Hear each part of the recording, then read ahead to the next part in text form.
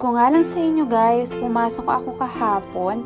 Hindi ko alam kung bakit pumasok sa isip ko yung ganun. Parang nag-isip ako na parang may mai-chat ako na iba, ganun. Hindi siya boy, isa siyang girl. Syempre hindi ko nasasabihin yung pangalan niya dito. At yun nga guys, pumasok sa isip ko, parang gusto ko nang makakausap, yung i-comfort ako, ganun. Hindi ko alam, habang nagkaklase kami, and buti na lang, tapos na yung klase namin that time. Tapos naisip ko, parang gusto ko nang makakausap, kaso wala akong katabi. Ngayon, meron akong kinamustang isang tao. Na-appreciate ko lang guys, yung parang isang chat lang namin sa kanya, and marami na siyang payo, ganun-ganon. Tapos nakwento ko, sabi ko parang ang hirap ata kako, parang hindi ko alam kung kaya ko tong course na kinuha ko, ganon. Tapos biglang sabi niya sa akin, anong year ko na daw ba? Ang sabi ko, magti-third year na. Syempre may summer class kami ngayon.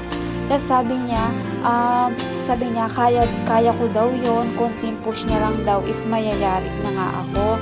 Tapos, biglang naisip ko sa sarili ko na parang, ang sarap pala sa feeling na gano'n, yung parang hindi mo na nakakasama yung isang taong yun, tapos isang chat mo lang sa kanya, parang i-comfort ka niya agad. Tapos that time na yun guys, parang napanghihinaan ako ng loob, hindi ko alam kung bakit naisip ko yun, na i-chat siya, ganon.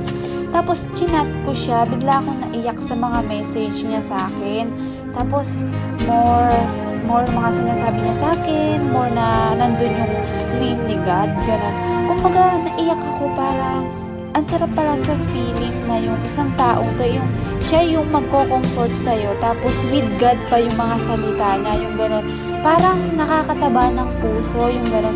Hindi mo na nakakasama yung tao na yun, pero nandun ka pa rin sa puso't isip niya, yung sasabihin niya na miss na namin kayo, gusto ko na kayo makasama, yung gano'n ba.